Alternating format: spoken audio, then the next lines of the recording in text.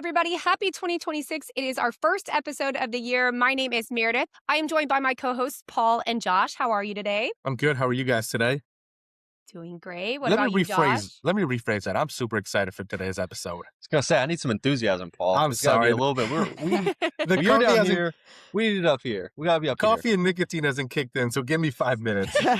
Well, All right. while Paul takes his 5, you've probably just noticed we are joined by some very special guests today. We have Podium Pop on with us today. Gracie, Celine, welcome. Thank you so much for joining us today. How are y'all? I'm good. How are you? Good. We're doing fantastic. And for those of you who do not know, Podium Pop is one of our favorite podcasts to talk to, listen to, follow. I crush out every episode. And I got to meet Gracie and Celine last year in Miami. So just from social media stuff, they reached out. They were going to be in Miami. I had never met up with anybody else who loved F1 like the way I loved F1. And they reached out and we got to meet in Miami last year. And it was so incredible just to connect with them, go to another meetup spot, get to meet other people. And I'm just so grateful for them reaching out and really just expanding that community. And since then, it's like, you follow people, you love them, you listen to them, and then to get to meet them in person and then be even more amazing than like what you think they might be is just incredible. So Gracie, Celine, thank you so much for reaching out. Thank you for always putting out content, for putting out great episodes. Could you guys tell us, do a little bit of intros about who you are, how you met, and tell us a little bit about Podium Pop? Yeah, I'm Celine. I'm Gracie. We met in college, so we both went to the same university, and then we lived on the same floor our freshman year, and we joined the same sorority. But it wasn't until our sophomore year, after we were no longer living in the dorms anymore, that we became friends. So we've been friends since 2015. That's how we awesome. met. I love that. And to withstand the test of time past college, I feel like you have college friends.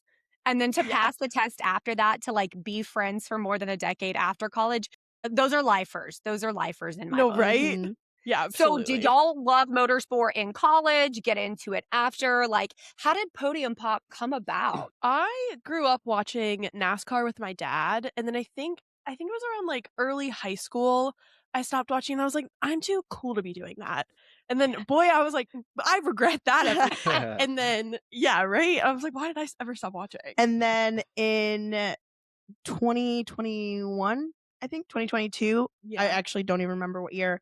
I found Formula One through Drive to Survive. I saw a clip on TikTok or Instagram, and I was like, oh, I'll watch that show. So I watched that show and I got really into Formula One. And at the time, I didn't know another person that watched Formula One at all. So I was like, okay, well, I'll just force Gracie to watch it. And it took a lot of convincing, probably 6 months of me begging her it took a long time to watch. And she finally watched one race and was like, I love this. I'm hooked.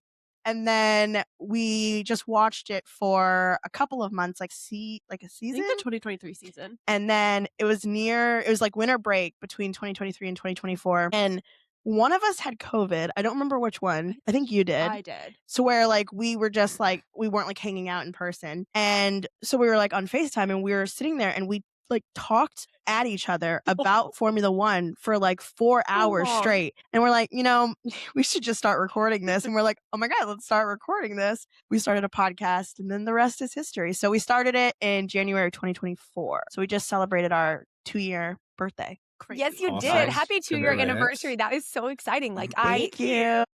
I feel like that's how good podcasts start, right? It's just we love this. We're talking about it so much. And then it's every friend group has that moment where you're we're pretty funny.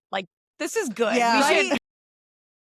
We should really do something with this. So I love that People y'all need did to it, see but this. People need to stuck hear it. with it. And clearly it sticks with us as fans. And y'all are awesome. And it's very, very clear that y'all's friendship bleeds into the podcast. And it's just y'all's chemistry together is so much fun. I love it. Thank you. That's so nice. So when y'all started Podium Pop, y'all were did y'all think, okay, we're just going to be F1 for forever? Or did y'all think hey, we're just going to start to explore other motorsports? How did it kind of evolve to what it is today, which I feel is a truly comprehensive motorsport podcast? Y'all cover so much, multiple racing series. I don't know how you keep up with it all. So how did it evolve from where it started to where it is now? Was it Daytona?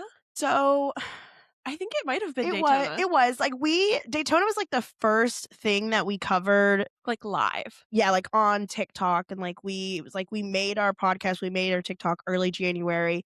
and Rolex 24 was like the first race that happened. So we're like, okay, let's cover it. But at the time, we knew this was, again, 2024. We knew nothing about IMSA, nothing about sports car racing, nothing about endurance racing. We were watching it like truly clueless, which is really how all good motorsport, how you learn about motorsport.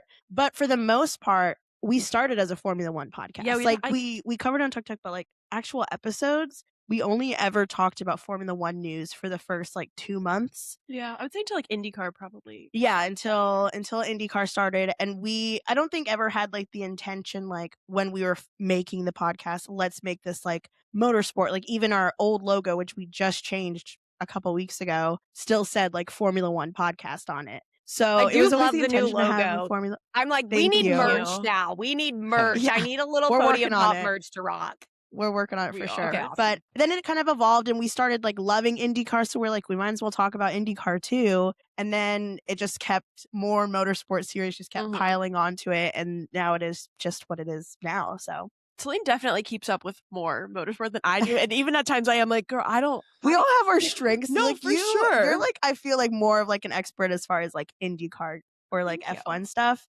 And I just kind of keep up with like IMSA. I just carry it along. I think we kind of have that same balance. Like we all have like our love. I'm a little dodo bird. I'm all over the place. I bing bong around. And Paul's gotten super, super invested in IndyCar. Josh has really, really leaned into endurance racing. So I feel like we're kind of finding that same thing. Like what started out as us only talking about F1 has now also started to evolve to more comprehensive motorsports. It's like even this year, as we planned out our quarter 1 episodes, we were like so excited to talk about other racing series too, because as much as Formula One is the red thread that brought us together, we now are seeing that expand into other things that we really enjoy talking about and we really enjoy learning about too. So I think that was one of the reasons we definitely wanted to have y'all on today, with it being Rolex 24, with it being Daytona, and the kickoff of the IMSA season. We thought that this would be the perfect chance to collaborate and get to learn from you all, with that being a specialty. So thank y'all for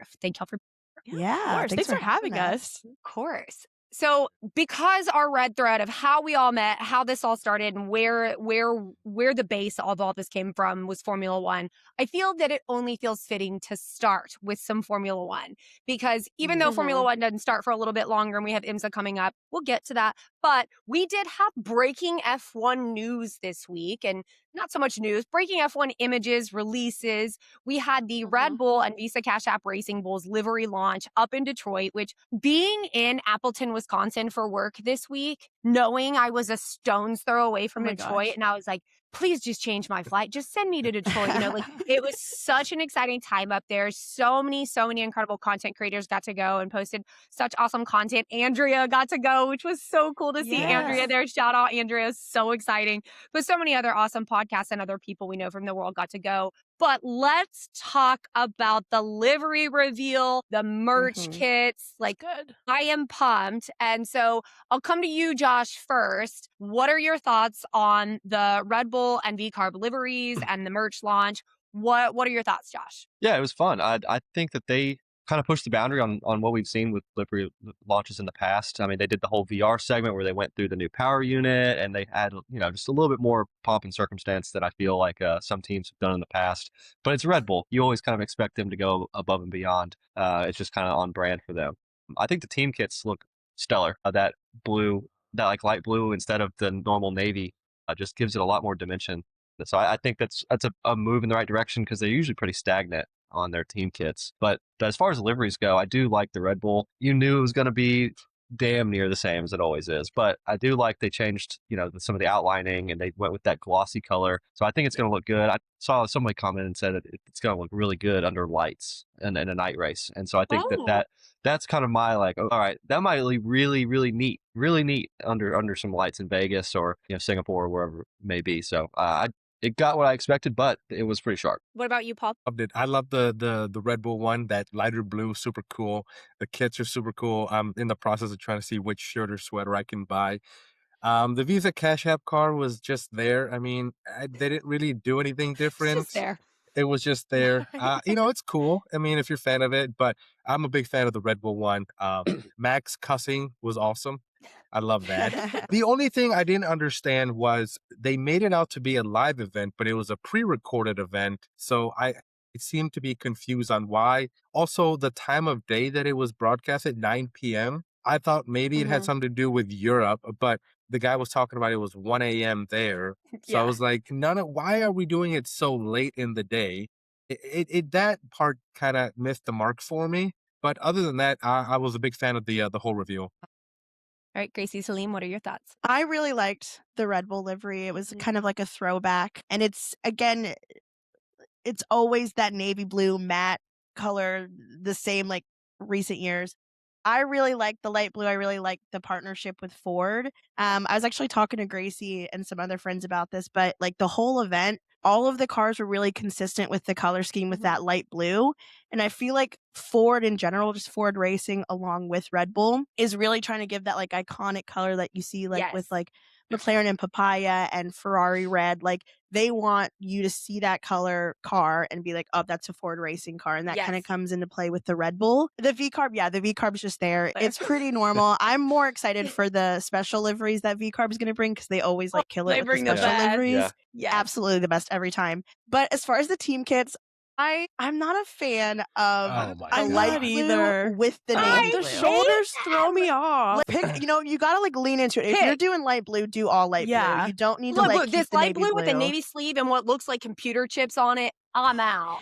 Yeah. Computer chip That's so camo, harsh. I'm out. What's wrong with that? That looks so The What's badass. wrong with I just think it looks doing good. the full blue? That's what they've always done. Like they put one toe in the pond of like, let's go all in on Ford branding with They were this. like, but and not then they too were like, much, but not wait, too Max much. has to have a navy sleeve. Like, I don't Yeah. know. I had the same thought. So thank you. Josh, we'll start our own podcast and we'll I don't talk know. about how cool the kid is.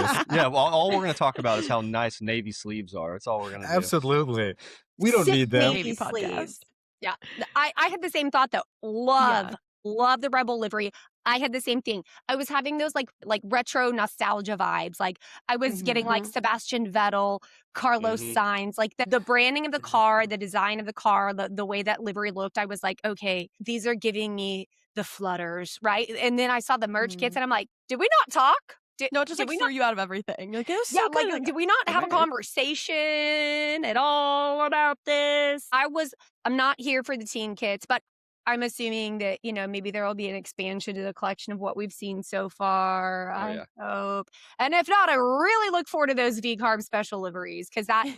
the pink one from Miami, the tortoise The best shell one from ever. Coda, loved those. So I am also excited for the V-Carb. I think that it was interesting to me that the V-Carb honestly looks pretty similar from a livery design standpoint as to what it did last year. So for the Red Bull to have such a distinct difference and for the V-Carb to still be similar, I was like, okay, they're saving their fun for a really good new special livery. So we'll see. Yeah, they know what they're good at, and it's special liveries. So they're like, and they even talked wait. about it in the event. They said, we collab with other creators, whether it's fashion, whether it's music or whatever, and art.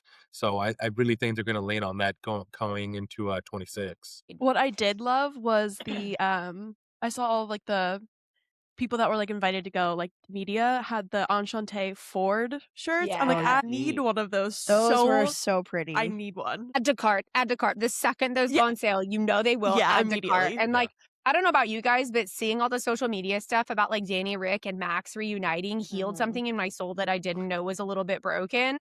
I felt like I received free therapy. And honestly, I'm here for it. I'm grateful for it.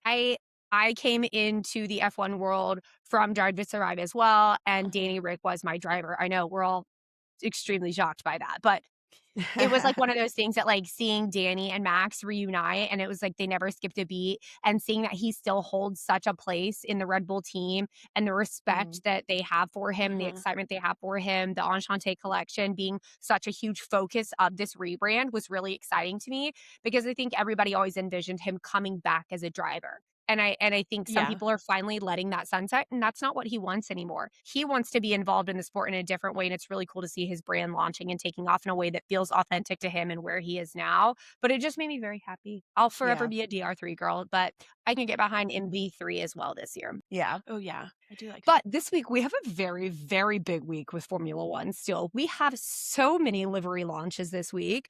We have Haas tomorrow, Audi on the 20th, Honda power unit launch with Aston Martin on the 20th as well, Mercedes on the 22nd, Alpine and Ferrari on the 3rd. So there is a lot on the docket, and I'm very grateful this is all happening on a week when I'm not traveling for work, because it's like you can bet your bottom dollar that one monitor at all times is going to be on something Formula One related. So, Right. Yep. ladies, what livery are you looking forward to the most this week? Like, what are you most pumped for that's coming out in the news this week? Well, go ahead. I'm excited for Audi. Yeah. I really hope they yeah. can pull something good. And like, I know we've already seen they're going to have hints of red in it, but I don't know. I don't know. It's going to be such a difference from kick to Audi. Like, Big Agreed. What is difference it gonna be? from the ugly green. Sorry if you like that green. I thought it was really Unfortunately, ugly. out of all the F1 cars I got my nephew for Christmas, Mhm. the kick is like the one he carried around all weekend. And I was like, It's no, a very and we was like little boy color. It is. 1,000%. It was the neon. Like last night, I was like, all right, Teddy, come on, it's Yes. bath time. And he was like, I'm like, which car are you taking? He's like, the green one. I'm like, no, we're not. We'll take the Haas. Come on. We'll take the Haas. Let's go. You're like, oh, wrong answer. Wrong. You are wrong. Take the Haas. Yeah. I'm excited for Mercedes too. I feel like Mercedes always Mhm. has a really pretty livery, and they keep it consistent with the color scheme, and they keep it consistent with like the vibe. Like it's all very like sleek and like chrome and modern, but it's always still slightly different year to year. So I'm excited to see what that looks like. Mhm. But yeah, definitely excited for the Audi. Okay. Paul, what about you? Yeah, I'd have to agree. I think Audi, I want to see what they're going to do. Some of the stuff they've teased looks pretty cool. Even I saw that Hulk put on his helmet, and that looks pretty cool. So I'm excited to see what they have to do. And going back to talking about Ford, I've really enjoyed the going back and forth between Ford and Cadillac, because they've kind of had some exchange of words on both being American creators. So that's going to be a fun little battle to see Mm-hmm. what happens throughout the year. Things are getting spicy in the comments. I'm like, y'all Oh. chill. The Yep. Americans are fighting. like the Americans Yeah, are what's fighting new? with Real shocker them. there. Stop it. Yeah. Like y'all Is there y'all infighting chill. within the borders of America? Who would have thought that was happening? I'm like, can we not pick a fight right now, please? Like, Can't we be please don't. friends? Let's just all be Yeah. friends. We haven't even seen your cars yet. Why don't you quit with your beef? Okay, Josh, which one are you most excited for? Well, real quick, I'm going to say that I thought the infighting is going to get really good with Ford because they just announced their hypercar for 27, and I mean another American car manufacturer in the game is just gonna up it even more. So that's one I'm looking forward to, especially my boy Logan Sargent getting a ride. Logan, And, you so know, excited. resurgent. So happy. exciting. A resurgence of my Screaming Eagle. So I'm excited to see him. Mm-hmm. I hope he kills it. Like I hope he goes out there Yeah. and the car's under him and he's got just absolute pace in it, because I'd love to see him do well. I think he needs a little bit of a rebrand. So anyway, hope Logan does well. As far as livery reveals, Audi is going to be fun because it's new, right? We've never seen one. Mhm. It's just kind of new. It's fresh. Everybody's excited for it. I'm super excited for Ferrari because it'll be the first time this year that they hurt my feelings, and I feel like it's just got to happen sooner than later, ready. right? So I'm going to be real disappointed in whatever they end up doing because it's going to have some big, ugly blue HP logo on it, and I'm gonna hate it. And so it's going to set the tone real early for my year of disappointment. Yeah, Ferrari will be up there for me. I'll be glued to the You're screen. prepared. I know. I already know what's happening. On the bright side, Lewis gets a new engineer to look forward to. He does. Yeah, He does. I can't wait to see Yeah. who his new engineer is. It'll be Hopefully interesting. anyone else. I'm open for Yeah. work. I love my job. Yeah, but I can do it. I'm open for work. I would probably be more supportive and positive. I have a mental health background. He probably needs it, you know? Come on, Mhm. Lewis. It's all right, buddy. You would just Okay, be cheering so- him on the entire time and saying, "Do whatever you want. I don't know what I'm looking at, but I you're trust just have you." fun." You're You're the doing champion. great, sweetie. Yeah. What if you? So Josh alluded to being the first time Ferrari can hurt him this year. My nephew was in town visiting for the first time. The last time he visited, he was 3 months old, so he didn't remember anything. But he knows a lot of my office is Ferrari and McLaren, everything. And last night we did bath time when he tried to take the kick Sauber into the bathtub. And when he got out, he didn't want to put his pajamas on. He wanted to put Sissy's clothes on, which is mine. And this is the shirt he picked. It is a Charles Leclerc Oh my gosh. collage. And I sent the picture to Paul and Josh. And the comment that was made was setting that kid up for disappointment early. So Josh, I'm preparing Teddy for the pain of Ferrari. But my picks for the livery reveals that I'm excited for this week. I am excited for Ferrari because I'm excited to see how much more blue they incorporate. I actually would love it to be minimized. Like, let's find a way to make HP branding appropriate on the Just F1 white. car, but it Just not make it take white. away. Yeah, like just be all white. Like, we don't need to deter the Ferrari brand to see an HP logo. It's an HP with a white circle around it. We don't have to be innovative. So I'm excited to see how Ferrari incorporates the HP logo again this year. Hopefully it's less. But I'm honestly excited for Haas. I think with the infusion of more investment from Toyota Gazoo Racing, I forecast the livery shifting to have a lot more of the TGR branding on there. I'm excited to see if it's consistent with what they have across some of the other racing series. And I don't know, I'm excited to see what that looks like with Haas, with now them being a formal like name branded team from Toyota Gazoo Racing. So I think that'll be interesting. But obviously I'm psyched for all of them. I wish more than anything that Mercedes would go back to our silver bullet. Like that thing was incredible. Oh my gosh. Yeah. Eddie found it and he was sleeping in my husband's office, and Joe has one of the silver Mercedes up on like a little mount and it's on the top shelf, and he found it. I was like, we have to put that up. He's going to climb up in the middle of the night to try to get it. We can't have that here. But I'm just excited. And I'm also excited that I feel like all the livery launches this week really tee us up for like the true start of the season ahead of preseason testing. So it'll be exciting. Any other Formula One thoughts before we shift gear? I think so. Yeah. Me either. We'll keep our ears peeled for who the Ferrari for the Ferrari news for the replacement for Lewis Hamilton is. But let's shift gears to IMSA, because this was the perfect collaboration episode for us to have you guys on ahead of the Rolex 24, because we are all newer to IMSA on the Apex podcast. I got into endurance racing a few years ago, but with there being multiple endurance racing series, I was like, this is so much. So I started with WEC because I was like, okay, it's FIA, there's WEC, there's, I know some of the drivers, some of the teams. It was a progression for me, but I started watching IMSA last year and I learned a lot about it through you all. So I would love to know, how did you guys get into IMSA? What was kind of like, what was maybe the first one? How'd you get into it? Just your background about how y'all started watching IMSA, loving IMSA. We watched the Daytona in 2024, and I just remember I was like, there's some like race that's happening. I don't know what this is. We were clueless. Like, we're like, oh, we'll put it on. It's 24 hours long. That's fun. Like, and I just started watching Formula One maybe like 5 months ago, 6 months ago. Okay, so it was relatively quickly right after y'all started. Okay, yeah. And we were like, oh, let's just turn on. I was like, oh, we know like Pato's in it, like that. We know that name. We're like, oh, Colton Herta, he's an IndyCar. We've heard of that. And then we were like, a 24-hour race. Yeah. And then we just kind of tuned in. Yeah, definitely clueless, had no clue. I remember so excited. I was like, I don't want to leave my house. Yeah. And for 2024, we watched the Rolex 24, and then I watched Petit Le Mans, so the last race of the season, but I didn't really keep up with it throughout the 2024 season at all. It wasn't until the 2025 season where I don't know why, but like actually I know why.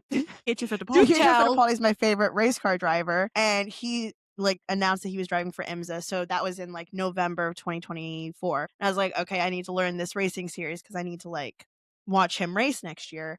And then I got in my head that, okay, well, I'm going to go to this 24-hour long race in person. So luckily found some friends to go with me. So we booked a trip to go to Rolex 24 before I really knew much about IMSA at all. But I really 2025 season is where like 95% of what I know about IMSA, I learned in the 2025 season because I had very, very little knowledge leading up to it.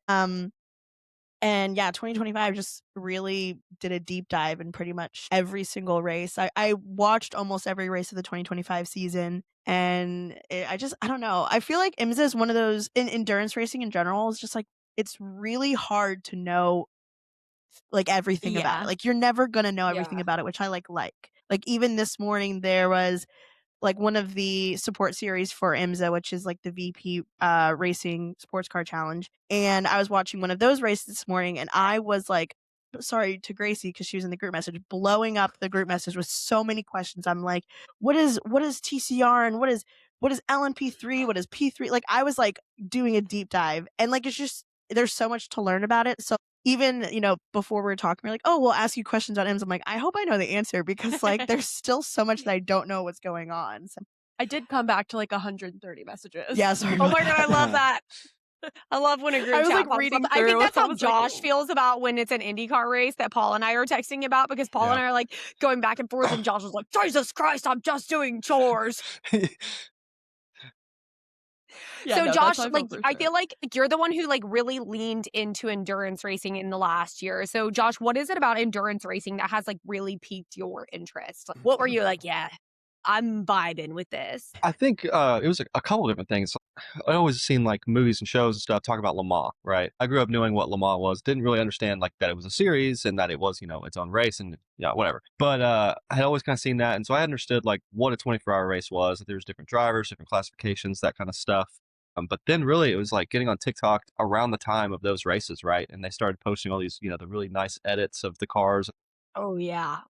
They do big sexy edits Oh, ahead big of sexy those. edits. So They it's like the car driving into the sunset, and it's like the night sections. Even like last year when they did the Nuremberg 24, the night sections driving through there. I was just like, this is insane, right? And so that kind of piqued my interest. And so it was about the same time as the Le Mans 24-hour, and I watched a good portion of it, and that's when I was like, okay, yeah, multi-class racing is really neat. Like it gives a whole nother dimension to the sport, right? And then obviously there's drivers' names I knew, there's teams that were familiar, at least in WEC, and so many more manufacturers. I was like, holy crap, this is something I can really get into. There's a lot of layers to this thing. So I kind of picked it up and I dabbled through some of the IMSA stuff late in the year. So this is what I'm really excited for is honestly the Rolex 24. I wanted to go to it, honestly. I just I know couldn't you did. time. I was like, I was trying to make it work so hard, but I couldn't make it happen. But to me, like that venue lends itself so well to watching any race, but the 24-hour race particularly, because it gives you the opportunity to move around and see different spots. And, I've seen videos up in the grandstand where they're watching from different angles. And I just, so I'm really excited because I haven't really been a endurance racing fan for a 24, for the Rolex 24. So I'm really excited to kind of dive in and watch this one. I'm super stoked on it, especially giving myself the beginning of the year where I can kind of dive in completely and kind of go not just in the middle of the season trying to catch back up, but now I'm going to be fully immersed into the lore of the year. So it's an opportunity to get a little reset and to watch everything. So I'm excited to be fully committed this time around. And then we know Paul's going to stay up for 24 hours straight, glued to it. Paul's going to be dialed he's all about in. it. Just nicotine and just coffee. I'm just going to be wired the entire time. If I'm being honest, I bought a vape. I love that. I'm just going to start vaping Nice. the entire time. Like we're in now. Okay. I had a rough work week in December. Sometimes Like- it's just like that. No, you I was have like, to. What I think flavor? I went to the gas station by my house right here, and I was like, "Yeah, can I buy a vape?" And he's like, "What kind?" I'm like, "I don't know. I just want to buy a vape." I didn't realize there was follow-up questions to this. Yeah, this one. Give me one. Yes. That one? Yeah. That one. And he was like, "What flavor do you like?" I'm like, "I don't know. Are there flavors?" Yes, there's tons of them. Okay, so Nice.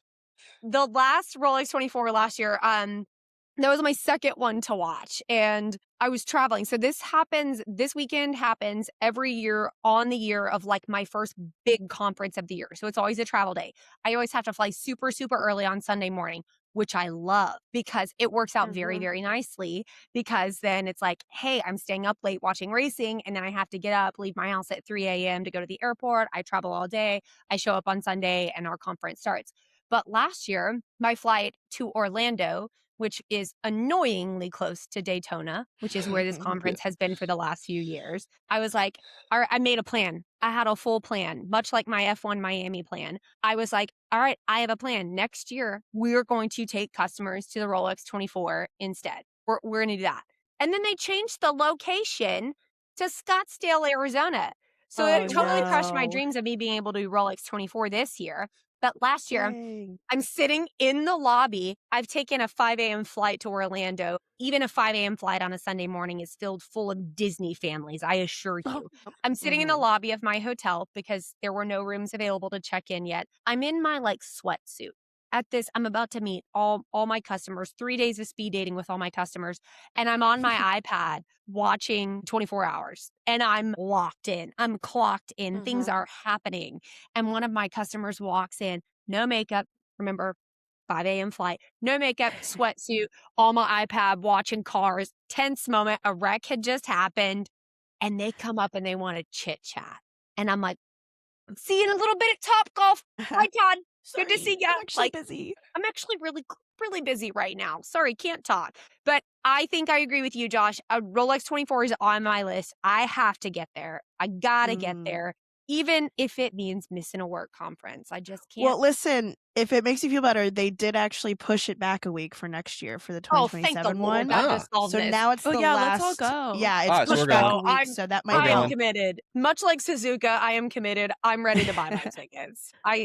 I really want to do it. And I think to Josh's point, I think Daytona lends itself so well to such strong endurance racing. And I honestly anticipate that, like, this may sound like a silly correlation, but after the F1 movie where people put together that the race at the beginning of the movie is the Rolex 24 at Daytona, I anticipate that a lot more Americans maybe that have been, oh, my interest was maybe piqued by Formula One. So I saw the F1 movie. I watched Drive to Survive.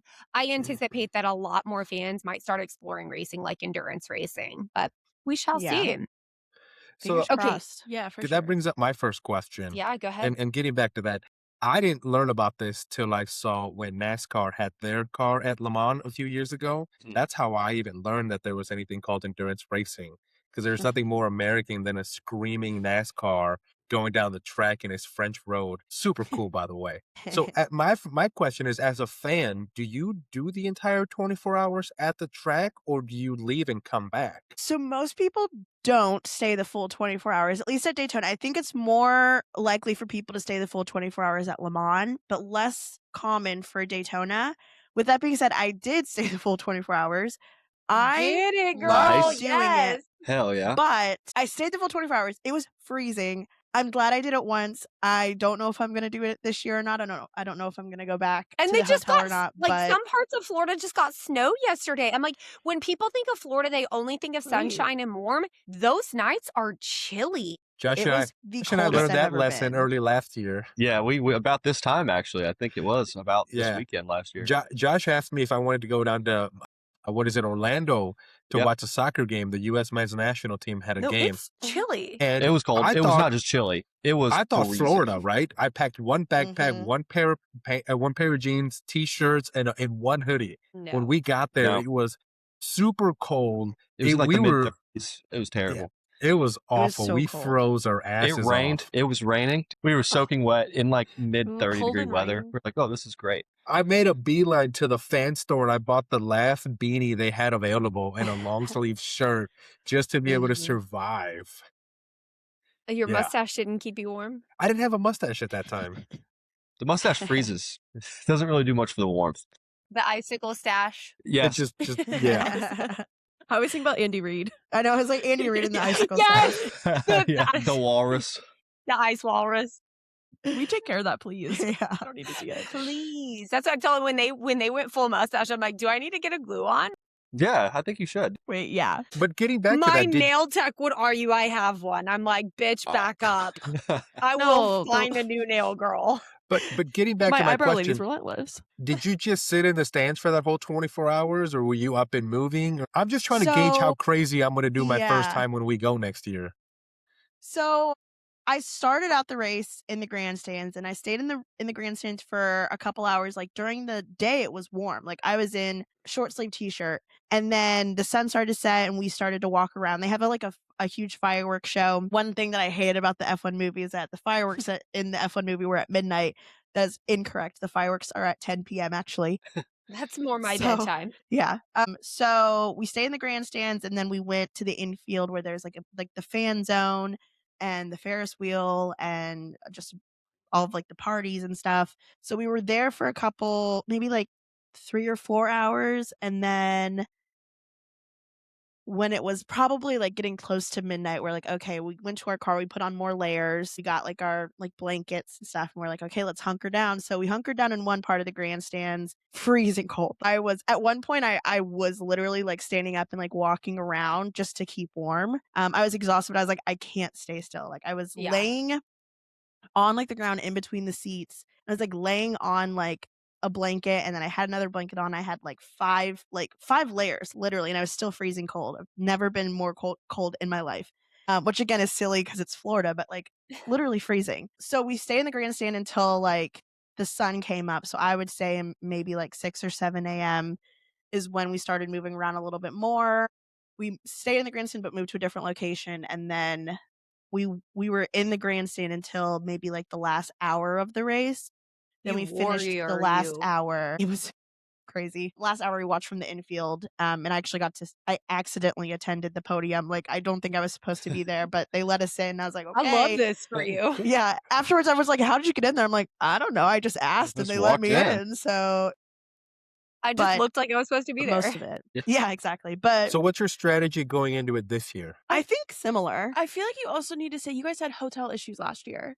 That's true. Well, we never, yeah. Oh. So we had hotel issues. We didn't have a hotel to go back to, even if we wanted Yeah, to, that's why. which is why we stayed. I think we were planning on staying Yeah. anyways, but so we really didn't, like, if I was like too cold, I'm like, I can't just like go to my car and Yeah. like go to a hotel. I had nowhere to, I mean, I could have found a place, but But you could always just go to the so car. yeah, exactly. Which we did luckily have the car there, even just to hold like the amount of layers that you're gonna need. Yes. Like, it's Mm. worth to have a car parked there, because again, like, I was in a t-shirt during the day, and then again by like sundown I was in like five different layers. But yeah, I think I'll do a similar strategy. I like watching from the grandstands because I, obviously can see the whole track. There's one particular grandstand that has like a screen in front of it. It's like the perfect view. I think we'll do the same, because the first 2 days, like if you go Thursday and Friday, like that's where you kind of like explore the infield. Like, you do the Right. fan events, the fan zones, and then like the actual race is where like we'll probably be in the grandstands majority of the time. So, what tips do you have for those of us that are watching at home? Like, I mean, I'm hell bent on getting there next year. Now I'm Mhm. sold. I'm bringing layers. I'm bringing hand warmers. But thinking about the experience of like watching at home, what do you maybe feel are like the best stretches to watch, or like tips for those of us that are joining in? It's easier when you're there to be like, yeah, I'm gonna be clocked in, move around, stay awake, kind of keep my body moving. What tips do you have for those of us that are watching at home? Like 24 hours is a lot. I I feel like anybody wants to know, like, what are your go-tos for watching endurance racing at home? Okay, I actually made a big mistake last year, I think. One of my like drivers on my team was doing the night stint. So I was like, I'm going to stay up a little bit to watch. But then I did the thing, I stayed up too late and then I wasn't tired and couldn't fall asleep. So then I slept in and I'm like, the race is over in 30 minutes. I was like, why did I do that? I like think about also, because we always like watch Le Mans, and Yeah. I love like keeping the race on, like while I'm sleeping. Like, I'll just like wake up at 3 and be like, watch like 10 minutes, go Yeah. back to sleep kind of thing.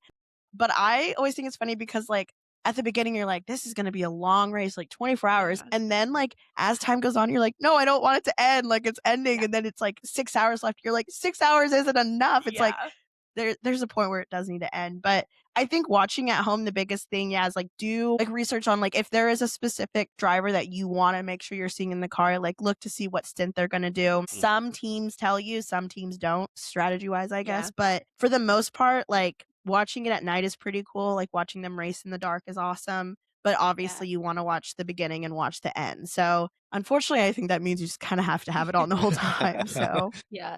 I think we had so much fun. Like, our group chat for the Le Mans this last year was just like, we were kind of constantly keeping each other updated. But I am embarrassed to admit how much I watched of that Le Mans race. Like the Oh, yeah. 24-hour Le Mans. I mean, it was like, I think I clocked in a solid 18 to 20 hours of the Yeah. 24-hour race. I clocked a lot of it. But it was like you said, like there were stints that I knew, but then it was like I kind of just had it on. And then it was kind of like you get a little invested. And then you don't want to quit watching, or you're like, well, I pushed past my wall of being tired because I waited for that driver's stint. So I think Yeah. those are all really helpful. But it was fun for us to kind of split up some of the shifts with the Le Mans, thinking about like we did like 8-hour updates, and it was like, that was nice. But I think I really like this idea of like researching if a team is going to be announcing their strategy, and if you know when a specific driver that you're excited about is going to be doing a stint. I really like. Any other thoughts or questions specific to the Rolex 24 that y'all have, Paul or Josh? No. So for me, Le Mans was always tough to follow because none of the websites that I could look at was really giving you really decent updates. How do you guys follow this when you're not Oh, that's a watching it on great TV? question. Because I've struggled with that. Yeah, I mean, the IMSA app is really nice. It Mhm. does really good with telling you kind of like a deeper dive into like the timing. There's also a website that we used Just trying to remember what website that when we was. were in person watching the Battle on the Bricks, Yeah. and we were using, but I don't know the name of the website. I'll look into it and see if I can find it. But that was super helpful because it gave you the same timing that the IMSA app did, but it just did like a deeper dive into all of the Oh, I love numbers. that. Okay. So I recommend it, but unfortunately, I don't know the name of it. No, I'm That's trying okay. so hard to remember. We can shout it back in on our TikTok. So Yeah, I was gonna say we can put it on the socials in a little while. yeah, put it on the That'd be no problem. socials. No doubt. So thinking about just like IMSA in general and maybe even specific to Rolex 24, you know, I know Pietro Fittipaldi's your favorite. Selena, I knew Yeah, that. I So love it. do you have favorite categories, drivers, or teams that you guys really love and follow along that you would maybe recommend? Like, hey, if you know nothing about this and no drivers in IMSA, here's maybe where we would start with our faves. Like, who's your hit list? Your top peeps, top teams, top categories. What are your faves? I like the LMP2 category, and I always tell people if they're starting out to maybe like try LMP2 first, like picking a team or a favorite driver, because I think the cars are kind of easier to spot on the track with all of the classes. And it seems And like I've they focus also- on those more. They do sometimes, I feel like, yeah. Yeah, you feel that a lot more. I'm a huge Ford fan too, so like the Logan announcement this week was perfect for me. I feel like they're also pretty I'm not exciting, gonna just like say that it everything. happened and was announced on a day that I thrifted a silver platter that had an eagle on it, but like that doesn't seem like a coincidence to me. No, I don't think so. Yeah, I love LMP2. So yeah, Pietro Fittipaldi is my favorite race car driver. This year, his little brother Enzo is going to be racing in the same car as him, which is exciting. I didn't know So that. yeah, it'll be two So brothers. cool. It's the first time that they're going to be racing in the same car. They've raced in the same series before because they both did European Le Mans series last year, but yeah, they'll be in the car together. So that's the 73 Pratt Miller for LMP2. Unfortunately, I have like too many favorites. Like it's really like difficult when they're like battling each other because I'm like, I want them both to win. So, you know, I like Do you have Corvette. any I like favorite Pratt liveries, Miller. maybe? Like I know that IMSA does really great liveries. So do you maybe have any favorite So liveries if many. it's too hard to split? Yeah, I mean, there's so many good liveries. I don't know, like what are some of your favorites? I liked the Ford liveries. Again, I really like that blue Spike AO Racing. I think if you're ever trying to get that's like a always kid, cool. Like iconic. Yeah. if you want to get like a young fan into IMSA racing, like AO Racing is how you do it because Spike and Rexy are just so iconic. And Spike has a special livery this year where he is gold instead of purple because they won in IMSA and in Elms last year. So that's obviously gorgeous That's so livery. I really cool. like the Wright Motorsport livery this year as well. I think the PR1, but there's purple in it this year. Mm-hmm. I liked that. There's just so many. We actually were talking about it, like comparing like the liveries from the Rolex 24 last year to this year. Like it feels like everyone's just kind of like elevated their game this We're year. And stepping it's up their like, game. Nice. yeah, it's like difficult. All of them are so pretty. The Turner Motorsport one is gorgeous as well. So it's, I don't know. I have so many favorites though. And then for the GTP category, which is, I guess like transferable to like the hypercar category in WEC, there's just so many good drivers participating, like a lot, like IndyCar drivers, like Alex Palou, Scott Dixon's doing it, Kevin Magnuson's doing it from F1. To where like if you're just like trying to find a team to support, just like look at the driver list, Yeah. you'll recognize people and you'll like find a team to support. That's what I did last year. I was like, "Where's K-Mag? That's who I am here for." Yeah. Yeah, I'm Yep. doing that Yep. as we speak, and I there's was so like, many I am names that I here. recognize. I am here for K-Mag. I'm a K-Mag stand. Yeah. Love K-Mag. I think also this year it would what team is Colton on again? He's on Cadillac. I was But gonna he's say, on the number 40, 40. I think. yeah. Yeah. Especially for like F1 fans. Like that would be a good one to like pick Colton and his team and like kind of keep Agreed. up with because he's popping over to the Formula side. Yeah. Agreed. You all were talking Yeah. about like, okay, we'll do the Rolex 24 in 2027. I am convinced that Absolutely. Max Verstappen is going to do the Rolex 24 in a couple of years. Like I don't know when.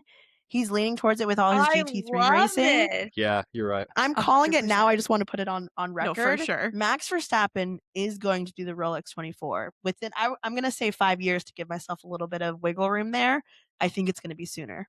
I agree, Honestly, 100%. I There could was see it just happening some sooner, and news. I'm here for that. Like I feel like there's so much opportunity for endurance racing in the Americas, and I feel like it's Mhm. such a growing sport in the Americas too because of the feeder for F1. Like it just drives it. But so many of the drivers love endurance racing and talk about wanting to do endurance racing more and more long term. Yeah. So I agree. Yeah. Max, I mean, I think Max Fernando. and his family could be so great living in America. It'd be great for American motorsport. Yeah, and I But- mean with Daytona or with Rolex 24 too, like most of the other races have like 2 to 3 drivers per car, where with Rolex it's 3 to 4. So even if they just do the Rolex 24 Right. only, and not the full IMSA season, like Fernando Alonso and Lando Norris both did the Rolex 24 a couple of years ago, and they just did that race. They didn't do like the full IMSA season. So it's Right. just a good opportunity for like those drivers that are like, oh, yeah, I want to do this race, but I can't commit to the full IMSA season. It's good. I just saw news yesterday that Mercedes is trying to get Max to do the Nürburgring 24, and they're trying to Yeah. work I saw on that. getting that date postponed it so they can make it work. So, that'll be pretty cool to do that, to watch I them mean, do he that. said like sports car racing is like his passion. So yeah. I Yeah, think yeah. I think it's inevitable that at some point he will be at the Rolex 24, and it's going to be chaotic for sure, but it'll Chaotic. be really cool. And I can't wait to be there. Yeah, and I'll be there. I Yeah. don't think I at think this we should point have I can't pre-purchase see tickets myself. ahead of the breaking No, news. no, Yeah. right? Right. Like they're gonna spike after Max is announced. Yeah. No, I think No doubt. I And have I to will go to every pre-book single Rolex Airbnbs 24. for years to come. I'm an Airbnb pre-booker. Like if I Mhm. And I love that. think I might be going to an event, I'm booking an Airbnb. Yeah, I you am might as well. placing that deposit with that free cancellation just in case. I pre-booked Arlington ahead of the Grand Prix thinking, I don't know what my work schedule is going to be. I don't know if I'm going to go or not. But I pre-booked an Airbnb that is a 4-minute walk from the stadium last Nice. year Wow. for $800 for the weekend. And it's That's a awesome. multi-bedroom house. And I was like, I'm just going to pre-book this, $800. Same thing with like Coda this last year. Like I pre-book like a year in advance. If I think I might be interested, pre-book. Because you never know what could change. You never know Yeah. what could drive the demand in the area. And I'm like, I'd rather have it and cancel it. Most places just take like, the $250 deposit. And I'm like, okay, let's do it. Yeah, that's kind of the opposite of what me and Gracie do. Unfortunately, we're like last minute. Like we already know we're going. Yeah, we're going and we're like, we don't have anything booked, but we know we'll Yeah. be there. Like and where it's not like we're like a week before, like, oh, let's do this. But we're like, oh wait, we should probably book our hotel. Yeah, we could I'm probably like save ourselves a lot of money. I'm like a dream group travel add-on. I was gonna say Because I'm like, yeah, I'd love to figure out those logistics. Like I get a thrill out of it. you find great Airbnbs too. Yeah, like your Like the Vegas Vegas one? Airbnb looks Ugh. so cool. Listen, the one she found for us in Austin was pretty kick-ass. The neighborhood was a little sketchy, but the house, That's pretty Austin, damn cool. Texas. Yeah. It wasn't that bad. No zoning laws here. Texas is like, it's a free-for-all. Look at that $5 million mansion next to A that shack. 2 acres of trash. Yeah, no, I did that when I booked an Airbnb in Austin. I was like, I booked it and I was like, okay. It was a great Airbnb. It was a good Airbnb. We walked to the grocery store though, and as we were walking, we were like, we're gonna Uber back. Yeah. You're like, no, I do pride myself on my Airbnb finding skills, especially when it's related to like, okay, I'm taking a trip to go do this. It's one of the things that I'm like, okay. And especially in like Austin, like that's my backyard. It's 2 hours away, And so it's like, I know what are the decent neighborhoods that like we can stay in and be Mhm. safe. And I know which ones are like the no-go zones. And it's like, there's a reason that they're offering you that price for the weekend buy-in. I think that like looking ahead to like knowing that endurance racing is only going to continue to grow, knowing that like there are big profile F1 drivers like Max that are super invested in endurance racing, like it's just smart to just like start my hunt now for my 2026 sure. campaign of the Rolex 24. Absolutely. Yep. Start planning now. Yeah, I gotta Yeah. get there. I haven't been yet, so I need to go. Sounds like you're in. Sounds like we're going. 7. Well, I was gonna go this year, but I'm a full-time nanny, and my boss just gave birth, and I was like, okay, I can't. How exciting! I can't not. Rough no, time very for her to exciting. leave, yeah. Yeah, but I was like, I that's can't so take off work. exciting. I'm very excited. That's I can Listen, you only need to just show her the schedule of racing for the next couple of years and tell her to plan her births according to this. Yeah. You're not allowed to have a birth during this time of year. Unfortunately, with like motorsport, it's a very narrow window of where there's not something going on. No, like yeah. right. month Yeah. and a half all my really friends is are like "Oh, it's what you Austin have. for you." I'm like, is it? Yeah. It's Yeah, I kinda mean, not. because NASCAR's going to start up here February 15th, so things move pretty quick. You really do have a short window where it's like nothing is going Yeah. on. It's like yeah, I and think even you're, like- then, like if you do like Formula E, also like that started at the Yes. end of Started, December. yeah. Formula One ends the beginning of December. That's like 2.5 weeks. We are like, okay, no motorsport. Like It's rough. Yeah. Agreed. I was gonna say, like, I feel like, especially for those of us that entered for Drive to Survive, that was my gateway drug. And then it was like, okay, Yep. I'm also now into everything else. And Mhm. for people that, like to stick with one sport and that's their thing, like my husband's a diehard NFLer. Diehard. He didn't even have a football team where he went to college. So college football is not exciting to him. The one thing he loves the absolute most in this world is NFL. And I'm like, okay, I love that for you. And imagine if there were multiple spinoffs of NFL that were actually broadcast that you like wanted to like go down that road. Okay, I'd support you in loving that. So you're going to have to love on me and love on my love of F1 that led to Yep. IndyCar, that led to NASCAR, that led to WEC, that led to more endurance racing, and now is gateway into MotoGP. And here we are. Mhm. We have there's no off season for me. It's just a full No, right? calendar that I optionally will go socialize as part of. Yep. This past year, I started watching like tennis and hockey too, and I'm like, okay, I'm really overloading my schedule with Yeah. sports right now. Text me- I was like, I text me with can't tennis. do it. I'm a lifer on tennis, so text me on I anything love tennis. Oh my gosh, Yeah. I will. Lifer on tennis. I've been playing since I was little, so I'm Who's your I'll be hockey texting team? you during the Open. My team is the Minnesota Wild. I like the Okay. Flyers. Yeah. So I'm a Blackhawks fan, Okay, yeah. Paul. ma'am. I am also a Blackhawks fan. Oh. Only for the like- reason that a family that I used to tutor for, the kid played hockey and he was diehard about the Blackhawks. We had a quick stint with the Philly Flyers, and don't worry, I corrected that. We got that back on track. Thank you. I love the Flyers. big I love Flyers the fan. Flyers. Not too much on them now. Do you? Okay. I It's just do. 'cause Philly is where my company's headquarters are, and I just like to dissociate from that as much as possible. at my That's free It's fair. time. actually so fair. That's okay. That's approved then. Yeah, Thank you. hockey's a fun sport to get into. It's so fun. I- I've been having a blast watching. Well, Paul and Josh, then just watch Heated Rivalry, and then we can talk about that. Yes. I would love to hear your thoughts on please. Heated Rivalry. You guys want us to read the books too? Please The books do. are kind of good. And then The books we are will great. reconvene for our book study. we can have just Book club another now. mashup episode all on hockey and heated rivalry. Yeah. I Yes. actually would love that. A little side quest. Yeah, I I'm have like, I been- can't wait for all the I already read a lot of like motorsport fan fiction, and I'm like, I cannot wait to see the continued ideas that come out of this after watching Heated Rivalry from motorsport authors that are like, I got something brewing. Oh, God. Okay, well, let's close out IMSA with like any other questions or thoughts, Paul and Josh, related to Rolex 24 or IMSA in general before we wrap up. No, we just No, need I to start think- planning for 27. Yeah, Yeah. absolutely. I'll find an Airbnb in an hour, Perfect. Please. I'll be ready. and it will have a hot tub, not a pool. Yeah, definitely a hot tub. Okay, so then let's wrap up with thinking about like some other things that are upcoming and just like general, outside of with like F1 was the thing that brought us all in. We talked about IMSA, but like we also know y'all love IndyCar. Paul here is our resident IndyCar nerd. I'm super excited. I'm ready for IndyCar season to kick off. I bought paddock passes this morning for IndyCar Arlington. I saw I that. saw that. That's yeah. so exciting. I'm so pumped. Like I had so much fun out at Laguna Seca, and that was such a great experience for my first IndyCar race. So this being my second IndyCar race in my home state at a place that I know so well in Arlington out at Jerry World is going to be super exciting. But it was like, at 7 a.m. I'm like knocking on the group chat with Aaron and Leah. I'm like, pew, pew, pew, pew. Pew, pew, pew. But let's talk IndyCar. What are you excited for, Paul? What are you looking forward to?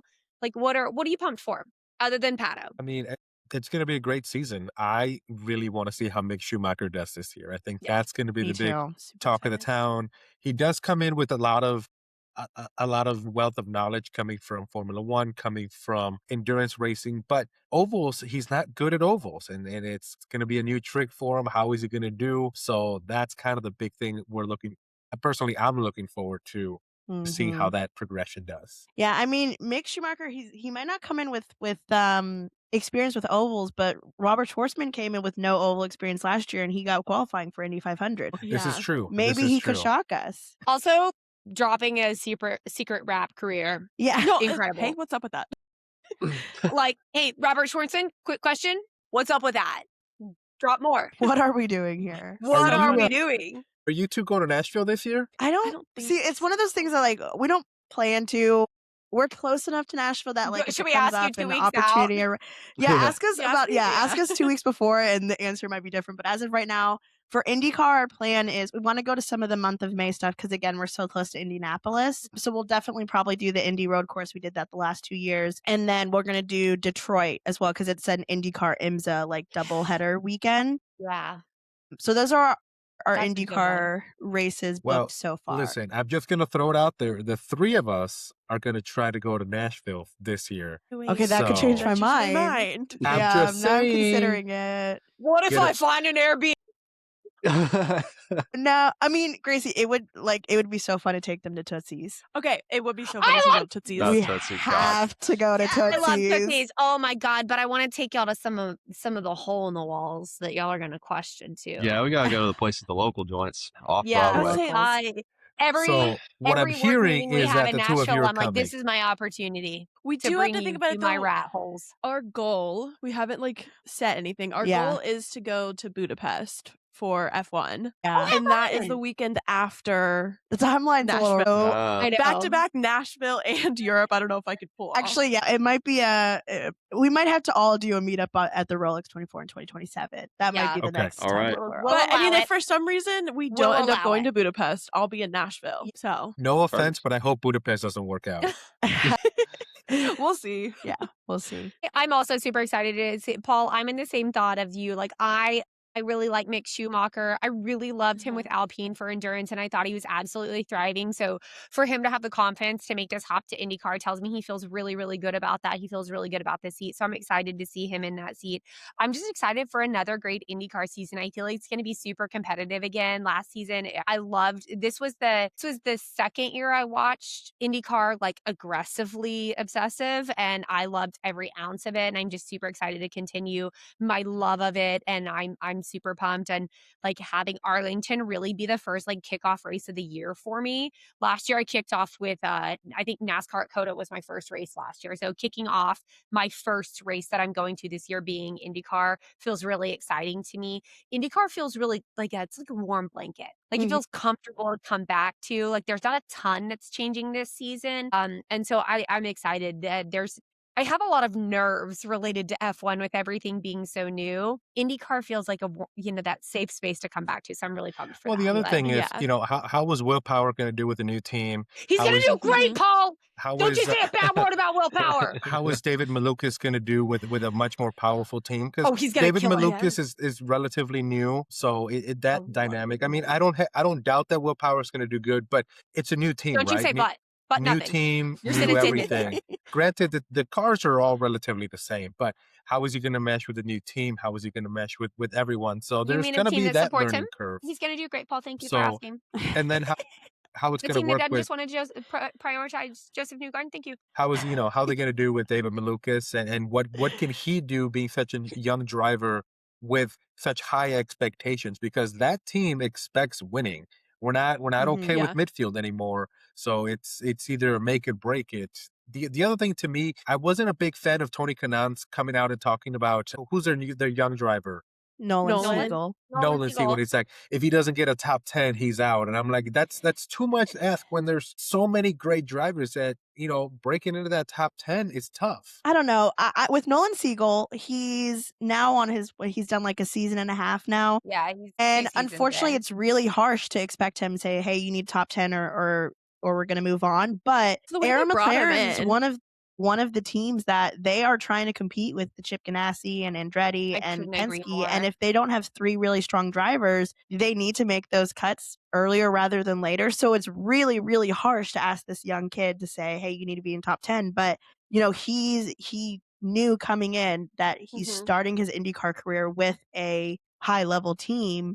There was going to be that pressure there. So yeah, I do think that Tony Kanan's comments, he always comes off a little bit on the harsher side. Yeah. But I think what he was saying, it does make sense. I mean, I love Nolan Siegel. Right. He, we watched him win in his category in Le Mans a couple years ago. But I think he does need to kind of step up his game because Pato and Christian are killing it.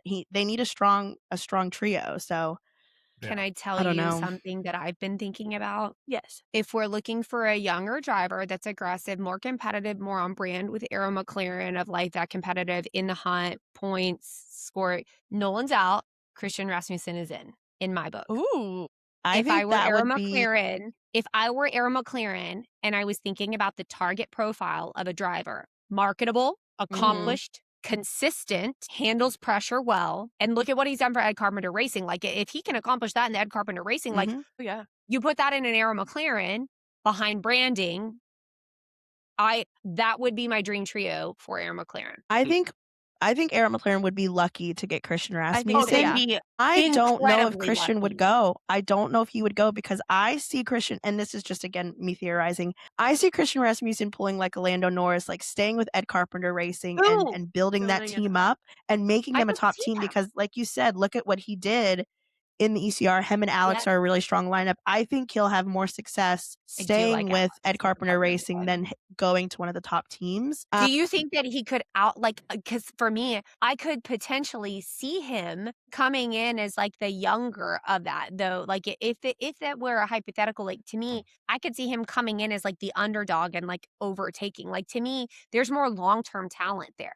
And I think that if he does stay with ECR, I'd be super ecstatic. And I like him and Alex Rossi together a lot. I think that I think that he is underdeveloped where he is. And unless the technology significantly changes or the staff that's coaching and developing him significantly changes, I don't know that I see his growth trajectory happening as fast. Not that it's not there, that I don't know that I would see it happening as fast as if there were the resources behind it like there are with McLaren. I think it'll be really telling for 2026 because, again, like you said, there is going to be that ceiling where like he can't, once he hits the top, there's nowhere else for him to go. But looking at 2024 versus 2025, again, like if you would have said in 2024 that this kid Christian Rasmussen's going to win a race in an Ed Carpenter Racing car, you'd have been shocked. People would have So been just like, to see their growth from 2024 to 2025, if that does continue at the same trajectory for 2026, there is potential. But I think let's this just season speak will it be into really a win. telling. All I want is Yeah. success for him. So let's say win. Yeah, exactly. I have one last question for the both of you, and once again, thank you again for joining us. It's been awesome, and I hope we can have you guys on more and more throughout the year, talking about a bunch of series. Who wins the Indy 500 this year, and why is it going to be Pato? It actually, I want it to be. We both would love for it to be Pato. We It has to If it's be. not were. Pato, I'm done. We We were were there in heartbroken. 2024 at the 500. We were like, Pato's winning, Pato's winning. We see the overtake happen, and and it happens we are like like, right in front of us too. No. like, it was I have so like sad. body Never chills felt right now, those and I emotions actually might before. cry. And Yeah. also, like, to put into perspective, like, we're huge McLaren fans. Yeah. So we went to our first Formula One race in 2024, and we saw Lando Norris win, like, his very first time in McLaren. And then there we were just a couple weeks later at the Indy 500, and we're like, it's happening again. It's happening again. We're going to see Pato win. And then that last lap, it was like literally, I feel like World War II flashbacks start flaring on the screen. it was bad. It was also, so sad. We had friends with us that they like wanted to go, but they're not like huge fans. So like just experience it. And they were like, "Is everything okay?" We were like, "No, did you not just see that?" Yeah. Hopefully Pato does win. Yeah, I would I'd hope love so. for Pat to win. It's like I still haven't forgiven such Joseph coming. Newgarden for that. I can't stand him. He's my least favorite driver now because of that. You already had one, bud. You didn't need two back to back, okay? Let him win one. Let him enjoy the milk and go on with your life. I can't stand Joseph Newgarden, and I reluctantly got his signature. Joseph Newgarden. I reluctantly got his signature in Nashville when I unfortunately, was there. I unfortunately love him I'm so a big much. fan of him. He's such a nice guy. He's really nice. Like, yes, he's ruthless on track, but that's what we want out of the race car drivers. So but polished. Why is he so polished? When I was in physically Nashville, and persona wise, you know. when I was in Nashville, some of the fans that I was talking to were like, "No, Joseph Newgarden is a total dick." And when the spotlight's not on him, he is to the media. when the spotlight's not on him, he's a dick to the fans. And I was like, well, that's another reason to hate him. Fuck you guys. Yeah, I've only heard good things about him, his interactions with fans. I've heard some really nasty stuff with the media, but I think also he had a rough go and in the 2025 year. And I think his natural, like, he gets a little defensive, I think, especially with the media. So I think sometimes he can come off as like a dick, but I think it's kind of deserved. Like, they're kind of assholes had to like him. a slight Max Verstappen treatment that Max got from DTS, like that villain with the media. He's so portrayed as a villain, and I want him to lean into it. Like, I want him to like go in his revenge tour in I want him to 2026. go on his Homelander 20, please. But unfortunately, all the issues with the team and can you call it cheating scandals, that doesn't quite help either. So I I It's know. think not him, no, I know it's Yeah. not him, but it doesn't help. I mean, he's Yeah, it still doesn't a help. part of It's it. unfortunate. Yeah. You know, Yeah. hopefully the team can get a whole new rebrand this year, and he can kind of get back to himself. But yeah, it was cool. And like I said, I reluctantly got his signature at last year in Nashville. You I weren't said thank reluctant you, and I about just shit. went about my day. You weren't reluctant about shit. Don't lie. It was a line of You were people. probably fangirling. You're like, hi. No, Thank you so no, I much. totally did it. Do you like guys my were new there. tattoo? Thank you. Hi. Can you sign my card? Did you guys do the autograph session in Nashville last year? We did not No, know. we've done it before, Okay, but so not it was last year. 2 lines, and they said Mhm. what driver was going to be in each line. So my goal Mhm. was just to go to Pato. So I went in that line, but in his line was Joseph Newgarden. And you're walking down the aisle talking to all these drivers, and they're signing cards. So, like, I'm not going to be a jerk and not take his card after Yeah. he signed it Right. and handed it to me. So I said, hey, you know, have a great race. And I just went about my day. I didn't bother talking to him. I'm like, forget you, man. I was focused on Pato, who was at the very end, and we had I'll a say great time. The paddle line could sometimes be so long because everybody wants to talk to him, and he will talk back to people too. Yeah, and he'll sit Oh. there and he'll yap Yeah. you for sure. And he did that with me. I brought him a gift, and we talked in Spanish, and it was a great time. Oh, that's And awesome. other, What gift did you forget, though? yeah, we're not going to talk about that. He Yeah, I We got forgot. all these stickers made, and he was like, "Yeah, I'm gonna give him these little talking this big game." I'm like, I wouldn't ever commit to doing anything with the driver because I would black out. I mean, I lost my cool. I lost my cool meeting drivers at Laguna Seca. And Paul's like, "Yeah, I'm gonna give him the sticker to our podcast." And that didn't happen. And he was like, I blacked out. I'm like, I honestly get it. Yeah. It Mhm. happens so fast. And with the access Indy gives you, I mean, there's so many drivers around you at any given moment, at least for Nashville. I Mhm. can't speak yeah. for all the races. I can only speak to Nashville. Every time you turned the corner and you turned your head, there was another They're driver everywhere. right there. They're And everywhere. it was like, They're normal people. They're everywhere. what do I do with my hands? If you think that IndyCar gives you access to the drivers, you are gonna love it. It's Like crazy. And I IMSA saw that, is yes. crazy how much access you have to like everything. Yeah. Paul's like, I've decided. Sorry, Josh, it's not your thing anymore. It's my thing now. Oh, it'll be Josh's thing. Any other closing thoughts or questions, guys? No. Well, I don't know about you guys, but I just had a blast for the last hour. Me too. And it's flown by. This was so much fun. We couldn't I know Paul just echoed it again, but thank y'all so much for your time. Like, Celine, I know you're getting ready to go to Daytona. It's Sunday afternoon. You're getting ready to get packed up and everything ahead of the work week. We're so grateful for your time and watching y'all's journey just from following along with you guys on your podcast and social media has just been so fun. And what a great opportunity for us to get to meet and collaborate, virtually and hopefully together in person at 2027, 24 hours of Yeah. Daytona. Too many No. numerals there for We'll me. see him in Nashville because they're going to cancel the Budapest race and they're going to have Oh. to just come to Budapest, Nashville. Nashville. Budapest, Took me Nashville. drunk with the Apex trio. Yeah. Oh, I would love that. Budapest. It's a no-brainer, okay? I don't know. Budapest will We be make there people next year. karaoke though, so you do need to know that. Paul will not partake, but Josh and I will. Absolutely. We love a Oh, we good love karaoke. karaoke. Yeah. Okay, excellent. Well, ladies, thank you so much for joining us. Everybody, Yep. This episode will be coming out on Monday. So we're going to have a hot and heavy, busy week this week with F1 liveries. Watch the IMSA race this weekend, the Rolex 24 Hours of Daytona. More importantly, follow Gracie and Celine from Podium Pop. We are lucky to have them on with us this week, but stay on their podcast too because their coverage is incredible. We are lucky to listen to them. Celine's going to be on site this weekend, so follow them on the socials so you can see her on site. And then I'm sure they're going to have an amazing episode recapping her experience there. But thank you, ladies. We are so excited. It's going to be a great 2026 race season, and we'll kick off with that. Everybody have a fantastic week. Thank Thank you. y'all Thanks so much for so having us. Yeah, of course.